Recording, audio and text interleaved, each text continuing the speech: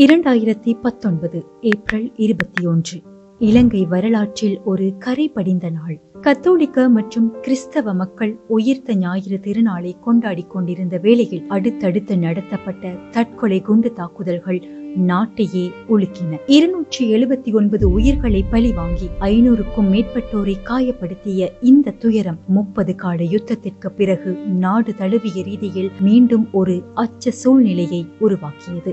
Easter தாக்குதல்கள் பல காரணங்களுக்காக புதிராக இருந்தன. அவற்றில் ஒன்று தற்கொலை தாக்குதல் நடத்தியவர்கள் இலங்கை முஸ்லிம்கள் என்பதுதான். முஸ்லிம் மற்றும் கிறிஸ்தவ சமூகங்களுக்கு இடையே இலங்கையில் எவ்வித நீண்ட கால மோதல் வரலாறும் இல்லாத நிலையில் தேவாலயங்களை இலக்கு வைத்தது பல கேள்விகளை எழுப்பியது.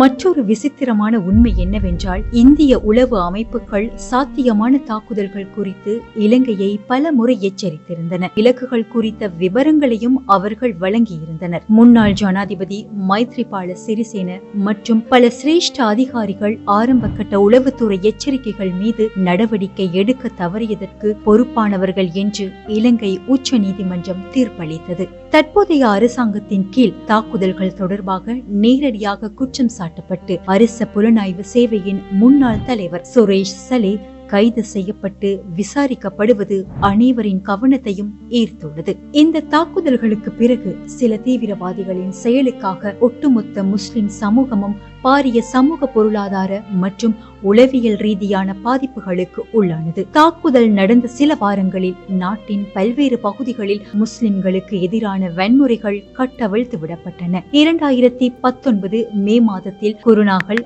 திகன, மினுவாங்குடை மற்றும் வடமேல் மாகாணத்தின் பல பகுதிகளில் முஸ்லிம்களின் வீடுகள், கடைகள் மற்றும் பள்ளிவாசல்கள் தீக்கிரையாக்கப்பட்டன. முஸ்லிம் வர்த்தக நிலையங்களில் பொருட்கள் வாங்குவதை தவிர்க்குமாறு தீவிரவாத போக்குடைய சில குழுக்களால் முன்னெடுக்கப்பட்ட பிரச்சாரம் முஸ்லிம் வர்த்தகர்களின் வாழ்வாதாரத்தை பாரிய அளவில் பாதித்தது. பயங்கரவாத தடுப்பு சட்டத்தின் கீழ் ஆயிரக்கணக்கான முஸ்லிம்கள் எவ்வித நேரடி ஆதாரங்களுமின்றி கைது செய்யப்பட்டனர். வீடுகளில் இருந்த அரபு மொழியிலான நூல்கள், குர்ஆன் பிரதிகள் அல்லது சாதாரண கத்திகள் வைத்திருந்தமைக்காகவும் நூற்றுக்கணக்கான இளைஞர்கள் கைது செய்யப்பட்டு மாத கணக்கில் தடுத்து வைக்கப்பட்டனர். கவிஞர் அஹ்னாப் ஜசீம் மற்றும் சட்டத்தரணி ஹிஜாஸ் இஸ்முல்லா போன்றோர் நீண்ட காலம் சிறை வைக்கப்பட்டமை சர்வதேச ரீதியாகவும் பேசு பொருளானது. பாதுகாப்பு என்ற போர்வையில் முஸ்லிம் மக்களின் அடிப்படை உரிமைகள் மற்றும் கலாச்சார விழுமியங்கள் மீது கடும் கட்டுப்பாடுகள் விதிக்கப்பட்டன. அவசரகால சட்டத்தின் கீழ் முஸ்லிம் பெண்கள் அணியும் முகத்திரை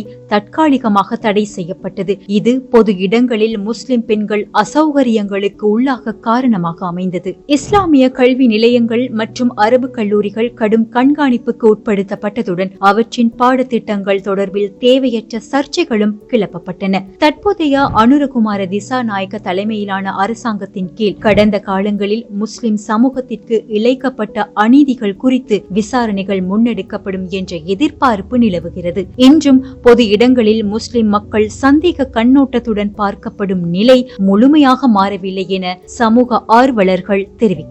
தாக்குதலின் பின்னணியில் உள்ள உண்மையான சக்திகளை கண்டறிய வேண்டும் என்பதில் கத்தோலிக்க சமூகத்தை போலவே முஸ்லிம் சமூகமும் உறுதியாக உள்ளது. ஏனெனில் இந்த தாக்குதலால் இரு சமூகங்களுக்கு இடையிலான பல தசாப்த கால ஒற்றுமை சீர்குலைக்கப்பட்டது. 7 ஆண்டுகள் கடந்த பின்னரும் கடந்த கால மற்றும் தற்போதைய அரசாங்கங்கள் பொறுப்பு கூறலை உறுதி செய்வதில் தோல்வியடைந்துள்ளன. அனைத்து இனக்குழுக்கள், மதங்கள் மற்றும் சமூகங்கள் ஒன்றுபட்டிருக்கும் நம்பிக்கை மற்றும் அமைதியின் அடிப்படையிலான ஒரு சமூகத்தை உருவாக்குவது இன்றியமையாதது. அதே போல இது போன்ற துயர சம்பவங்களும் மீண்டும் நிகழக்கூடாது.